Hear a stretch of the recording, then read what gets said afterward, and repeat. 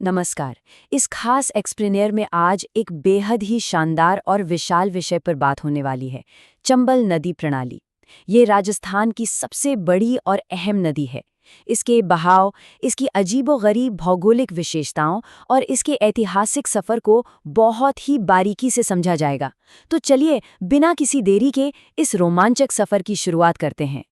अब चंबल के जो अलग-अलग नाम हैं ना, उनमें एक गजब का विरोधाभास देखने को मिलता है। सोचिए, एक तरफ तो इसे कामधेनु और नित्यवाहिनी कहते हैं, मतलब ऐसी नदी जो हमेशा बहती है और हर मुराद पूरी करती है। और वहीं दूसरी तरफ डाकुओं की नदी। बिल्कुल सही सुना। एक ही नदी के दो इतने अलग अलग रूप इसके रहस्यमय और रोमांचक इतिहास को एकदम परफेक्ट तरीके से बयान करते हैं।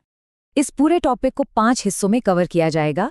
पहले चंबल का एक बेसिक इंट्रोडक्शन, फिर इसका फ्लो एरिया और फीचर्स, उसके बाद इस पे बने सीक्वेंस वाले बांध, इसकी मेजर ट्रिब्यूटरीज यानी सहायक नदियां, और आखिर में इसके किनारे बसे शहर और प्राचीन सभ्यताएं। तो शुरुआत करते हैं पहले हिस्से से, चंबल का परिचय। किसी भी नदी को गहराई से जानने के लिए उसका स्टार्टिंग पॉइंट समझना सबसे ज्यादा जरूरी है। तो चंबल निकलती है मध्य प्रदेश के महू में जनापाओ की पहाड़ियों से। वहां से अपनी जर्नी शुरू करके ये राजस्थान में अपनी ग्रैंड एंट्री लेती है चित्तौड़गढ़ के 84गढ़ से। मैप पर चीज़ों को विजुलाइज करने के लिए ये दोनों लोकेशंस दिमाग में रखना बहुत ज़रूरी है। लंबाई की बात करें तो यहाँ दो अलग अलग आंकड़े अक्सर कंफ्यूज कर देते हैं। पुराना रिकॉर्ड कहता है 966 किलोमीटर, लेकिन नया और अपडेटेड डेटा है 1051 किलोमीटर। अब दोनों ही नंबर याद रखना क्रूशल है, क्योंकि अलग अलग सोर्सेज और कॉन्टेक्स्ट में इन दोनों का ही इस्तेमाल होता रहता है।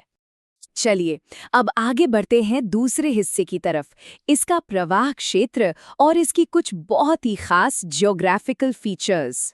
ये 1051 किलोमीटर का पानी आखिर किस किस रास्ते से गुजरता है, ये जानना भी तो जरूरी है। मध्य प्रदेश में 320 किलोमीटर और राजस्थान में 322 किलोमीटर का सफर तय करने के बाद ये नदी कमाल का काम करती है। ये 252 किलोमीटर तक इन दोनों राज्यों के बीच एक नेचुरल बॉर्डर बनाती है और फिर उत्तर प्रदेश में 157 किलोमीटर बहकर फाइनली यमुना में मिल जाती है। ये ब्रेकडाउन दिखाता है कि इंटरस्टेट लेवल पर ये नदी कितनी अहम है। राजस्थान के अंदर ये नदी किन किन जिलों से गुजरती है, इसे याद रखने की एक बहुत ही मजेदार और सिंपल सी ट्रिक है। चीकू बुश कर धो। बस इस एक लाइन को याद कर लिया तो 6 जिलों के नाम मुट्ठी में: चित्तौड़गढ़, कोटा, बूंदी, सवाई माधोपुर, करौली और धौलपुर। है ना एकदम आसान तरीका इतनी कॉम्प्लेक्स जानकारी को याद रखने का। अब आते हैं एक थोड़े टेक्निकल लेकिन बहुत ही इम्पॉर्टेंट टर्म पर, अवनालिका अपरदन, जिसे गली इरोजन भी कहते हैं। चंबल के पानी का फ्लो इतना ज्यादा तेज होता है ना कि ये मिट्टी को सीधे वर्टिकली यानी ऊपर से नीचे की तरफ काट देती है। इससे जमीन में बड़ी बड़ी और गहरी खाइयां बन जाती हैं। सच कहें तो पूरे देश में चंबल इसी भयंकर इरोजन के लिए जानी जाती है। और इसी खतरनाक कटान का नतीजा होती है उत्खात भूमि, जिसे बैडलैंड्स या फिर बीहड़ के नाम से भी जाना जाता है। ये इलाका इतना उबड़ खाबड़ हो जाता है कि यहाँ खेती करना तो नामुमकिन है। इतिहास गवाह है कि इन्हीं बीहड़ों ने इस पूरी जगह को दस्यु प्रदेश बना दिया था, मतलब डाकुओं का सबसे सुरक्षित ठिकाना। प्रकृति कैसे इंसान के इतिहास को बदल सकती है, ये उसका एक क्लासिक एग्जाम्पल है।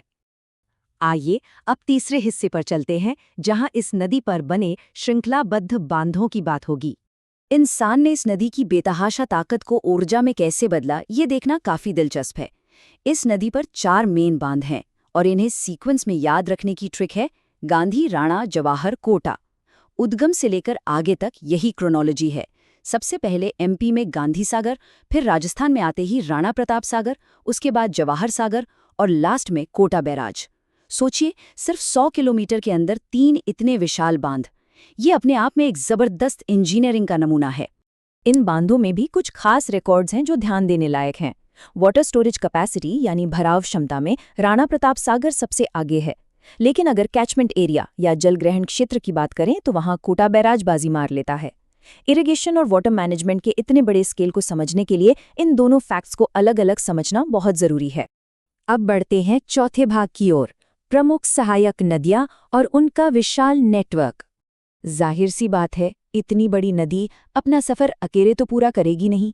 इस पूरे बेसिन का असली साइज तब समझ आता है जब इसकी सहायक नदियों को देखा जाए। बनास नदी रामेश्वरम में आकर एक विशाल त्रिवेणी संगम बनाती है। ऐसे ही मेज नदी सिंहपुर में, काली सिंध नानेरा में और पार्वती नदी पलिया में आकर चंबल से जुड़ जाती हैं। ये सब मिलकर एक पेड़ की शाखाओं जैसा इतना मजबूत नेटवर्क तैयार करती हैं जो वाकई हैरान करने वाला है। इस पूरे नेटवर्क में एक पॉइंट बहुत ही स्पेशल है, जहां आहू और काली सिंध नदियां मिलती हैं। इस जगह को सामेला कहा जाता है। अब ये सिर्फ एक ज्योग्राफिकल पॉइंट नहीं है, इसका ऐतिहासिक महत्व बहुत बड़ा है, क्योंकि यहीं पर मौजूद है मशहूर गागरौन जलदुर्ग। मतलब नदियां सिर्फ पानी का सोर्स नहीं रहीं, उन्होंने तो ऐसे किलों की सुरक्षा की मजबूत नींव भी रखी है। अब आते हैं आखिरी और 5वें हिस्से पर, चंबल के किनारे बसे शहर और पुरानी सभ्यताएं। अगर इस पूरे जियोग्राफिकल डेटा को इंसानी बस्तियों के नजरिए से देखा जाए तो चीजें और भी क्लियर हो जाती हैं। आज के कई बड़े शहर जैसे कोटा, रावत भाटा और केशोरायपाटन सीधे चंबल नदी के किनारे पर ही बसे हैं। इन शहरों की आज जो भी तरक्की है वो इसी नदी के लगातार बहते पानी की ही देन है। इसी पानी ने इन्हें व्यापार और जीवन के इतने बड़े सेंटर के रूप में डेवलप किया है। और अगर इतिहास में थोड़ा और पीछे जाएं तो एक बहुत ही अमेजिंग फैक्ट सामने आता है। इस पूरे इलाके की लगभग हर बड़ी प्राचीन सभ्यता इन्हीं सहायक नदियों के किनारों पर पनपी थी। बेड़च के किनारे आहड़ और नगरी, घग्गर के किनारे कालीबंगा, कांतली के पास गणेश्वर और कोठारी नदी के किनारे बागौर। ये सीधी सी बात साबित करता है कि नदियों के बिना इंसानी सभ्यता की कल्पना भी नहीं की जा सकती। चलिए इस एक्सप्लेनर को एक बहुत ही गहरे विचार के साथ खत्म करते हैं। 1821 में पार्वती नदी के तट पर मांगरोल का वो ऐतिहासिक युद्ध हुआ था किशोर सिंह और जालिम सिंह के बीच।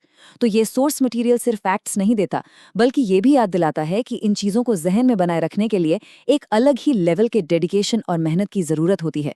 तो सोचने वाली बात यह है कि क्या ज्ञान हासिल करने का वो जुनून और वो लगन वाकई मौजूद है? इसी एक सवाल के साथ चंबल नदी प्रणाली का ये एक्सप्लेनर यहीं पूरा होता है। उम्मीद है ये जानकारी भविष्य में बहुत काम आएगी।